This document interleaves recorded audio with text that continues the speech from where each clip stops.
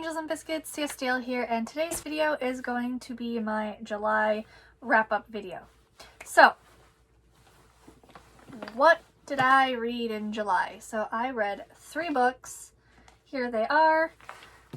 Let's see, I will start with Return to the Isle of the Lost by Melissa De La Cruz, a Descendants novel, book 2. I continued the Descendants series, and still really enjoying it. It is definitely different than the movies. The movies took a little bit of a different turn, or they skipped around. I don't know. I'm figuring it out. But it's definitely different, and I'm not complaining. I enjoy the films, but I'm also really enjoying the books. I like the differences. I like where the story is going with this. So in the first one, Mal and company, Mal, Jay, Carlos, and Evie basically had to go on a little quest to find Maleficent's scepter, I think it was, and at the very end, after they were like, no, we don't have to be our parents, they got invited to go to Auradon. I think it was at the end, or it's implied, I don't know.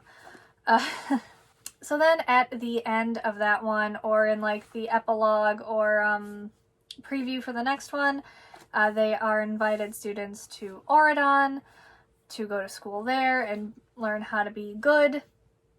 And that's where this book starts. They're fitting in, sort of. They're getting used to this new life. You know, Carlos is enjoying all the technology. Mal's enjoying her time with Prince, or King now, King Ben, and even enjoying the classes and stuff. And Jay's enjoying tourney, and Evie's loving the fashion opportunity she's getting. She's making a name for herself. So they're all having a good time until someone tells them they need to return to the Isle. It comes across very threatening. They get there, they find out, like, there's this whole magical problem going on after the barrier was broken, which they don't really talk about that. There's no, like, book context when Maleficent actually did break out of the Isle and the barrier was broken for a second, and Mal and her friends defeated her, which is actually, that is technically where this book started. The movies cover that in depth, but the books kind of just mention that happened.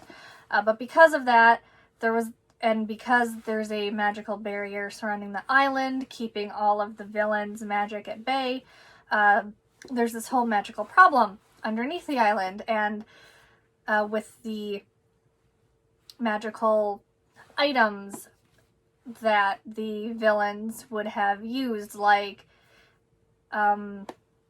Maleficent's scepter, dragon egg scepter, dragon eye scepter, even though it's a dragon egg, and Jafar's snake staff. Cruella de Vil had a ring, and the evil queen had the apple.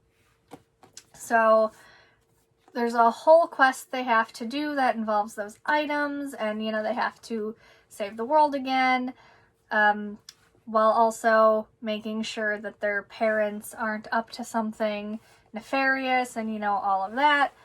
So it was pretty fun. They had to go back to the Isle. We got to see some Isle life. We got to see some Auradon life. We got to see Ben taking more of a kingly role, having to make decisions like, do I let characters like Merlin do magic? And I liked that. You know, we get to see him trying to be a king, be a responsible ruler, and all of that. Because in Auradon currently, thanks to King Beast, magic is, like, not practiced regularly anymore, and it's like emergency use only. So Ben had to go make a call because there was a rogue, they thought dragon, maybe Maleficent, they didn't know. You know, it was a whole thing, and it was interesting to follow Ben around for that. Also, something I like about the books, we get a lot more different Disney characters. The movies, while I love them, were a lot more limited, and they focused mostly on the four main, Mal, Jay, Evie, and Carlos, and they didn't branch out too far aside from like Audrey, Charming, Chad Charming, Ben, and a few others. But this one, we get characters like Merlin, we get the fairies, we even get to go to the fairy kingdom. I really like that. So yeah, definitely looking forward to book 3. And I totally would recommend this series, even though the transition from book 1 to 2 is a little jarring. I don't care for that because it goes from them, the 4 of them on the Isle, getting the invitation to come to Auradon, and then it completely skips their introduction to Auradon and the whole fight with Maleficent to they've adjusted and adapted some to life in Auradon. And I'm like, but where was that whole introduction and fight with Maleficent? I don't know. That was jarring. But, once you get past that and you get actually into book 2, the story is still good. I like how Melissa De La Cruz writes her stories. I like how she writes from the different character perspectives. She goes usually around the main 4 and Ben, and I like that. And she does it well. So if you're curious, I think it's like a middle grade series. It's not complicated or hard to read. It's fun. I totally recommend giving the series a try. So next, I think I will talk about Clockwork Angel by Cassandra Clare. This is her first installment of the Infernal Devices trilogy. I won't talk too much about this one because, like all my Shadowhunters novels, I will have a dedicated reading vlog where I will talk about all my thoughts. But Cliff Notes, I really liked it. Maybe not as much as I'm liking The Mortal Instruments, I'll be honest, but that might just be a Magnus and Alec bias coming in because they were my start into Shadowhunters. So the books with them in it, I think I am enjoying more. But I still enjoyed this one. This takes place in like the late 1800s in London. And we get to see, how a different institute runs itself because The Mortal Instruments takes place in New York. And we get to see, Shadowhunter life back in the late 1800s. We get to see new characters. And it was a nice break from The Mortal Instruments, especially a break from Clary and Jace. I think I've said this in another video somewhere. Maybe for sure in a reading vlog, maybe in another one. But I definitely needed a break from Clary and Jace. And the Red Scrolls of Magic and the Infernal Devices trilogy is definitely the break that I needed. So this book follows Tessa Gray, who is, unbeknownst to her, like the offspring of a demon and a human, so she's considered a warlock. Did not come up in this book, but I know she's also the offspring of a Shadowhunter, not just a human, Shadowhunter human, so angelic human. She does not know that part yet, though. So this book follows her introduction to the Shadow World, her introduction to Shadowhunters. We are introduced to Will Herondale and Jem Carsters, who Jem is who I am dressed up like today, finally putting a use to this silvery white wig that I have. And Will and Jem are definitely, I know, some of the fandom favorites. Will and Jem are Shadowhunters who basically befriend Tessa. Well, Will's, I don't know about Will. He's hot and cold with Tessa in the first book.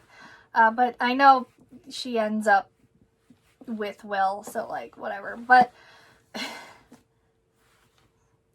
yeah, so the book also follows Will and Jem. They are important to this series and this story. And on top of that,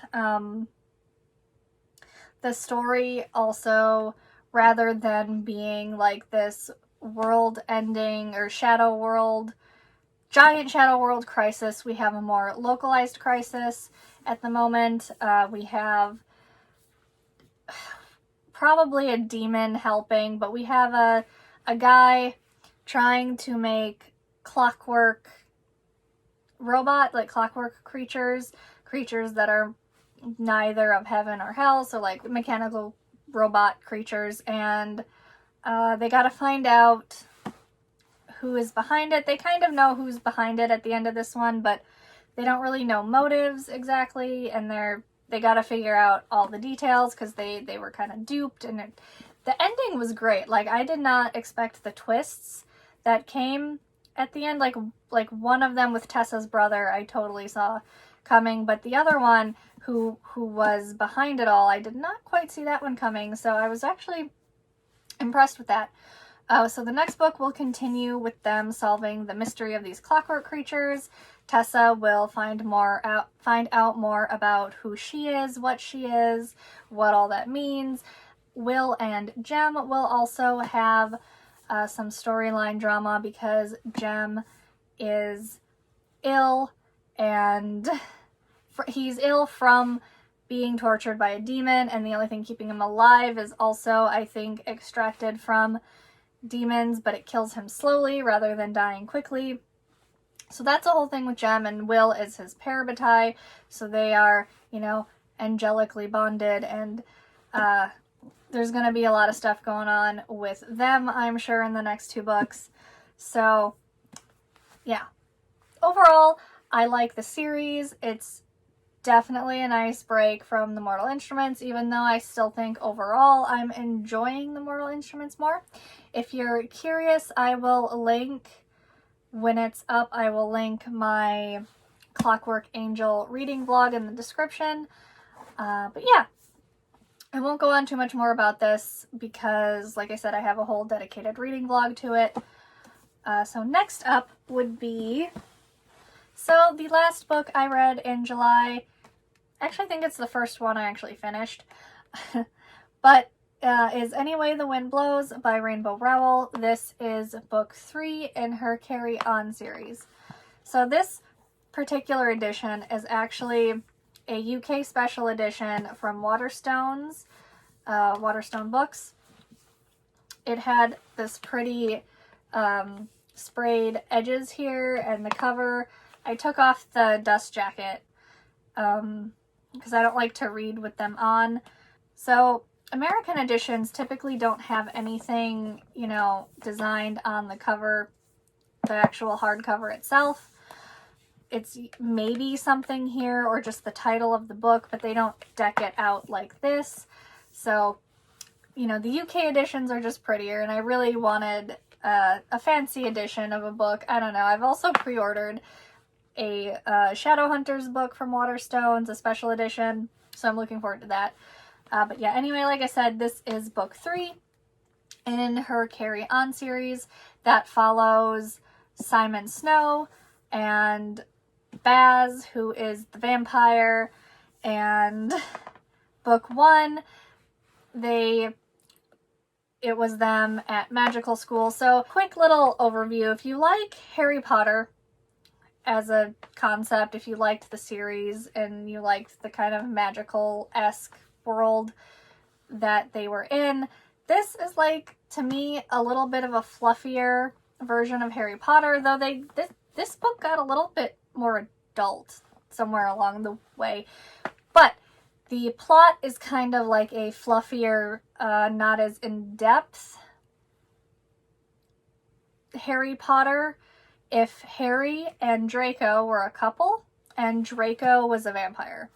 If that appeals to you, I would check out Rainbow Rowell's Carry On series. Book 1, Carry On, Simon Snow was the chosen one. Baz was his magic school roommate. That book basically followed him figuring out Baz was a vampire. It also led to him figuring out he had feelings for Baz. The relationship is, like, my favorite thing about this series. So Simon in book 1 also was the chosen one to defeat, like, the big magical bad guy that he was basically training his whole life to defeat. There's some plot twists in there. So like I won't spoil all of the things, but yeah, so essentially that was the concept of book 1, and Baz ended up helping him along the way, and he helped Baz with some things along the way. And then in book 2, that's basically the aftermath of that battle. It left Simon kind of struggling to figure out who he is, because it left him kind of without his magic. He no longer could practice magic. He also ended up with wings and a tail, and so he's kind of going through a lot in that book. So that book has a lot of like depression and other things like that. Not so much a big bad evil, but more dealing with those kinds of issues. I mean, they do have some physical altercations and things along the way, and there is an overarching story going on, but a lot of it is focused on Simon and in his depression and figuring out who he is without his magic, and how his relationship with Baz is going to work, who still is a magician and a vampire. And yeah, so that was book 2. And then book 3, this one, is the continuation of that. And now in book 3, there are new chosen ones. And, well, they're claiming to be chosen ones. They're really not, but, you know, when your chosen one is no longer the chosen one, or you think he wasn't the chosen one because he didn't live up to the expectations that everything revolving around the chosen one had, like he didn't fit the mold, or it didn't go exactly according to what the prophecy said. You know, imposters pop up and to capitalize on it, and that's what's going on here. So there's imposters going on, and Simon and Baz are investigating. They're investigating on behalf of this woman whose son got wrapped up in it. And there's also some side stories with characters like Penelope and her new mortal friend. Oh, what was his name? I should know his name. Shepard. Shepard, that's his name. So Penelope and Shepard have a story going on separate from Simon and Baz. So does Agatha. She is also kind of figuring herself out in this book, who she is without Simon, without being the chosen one's girlfriend, because she was Simon's girlfriend before Baz.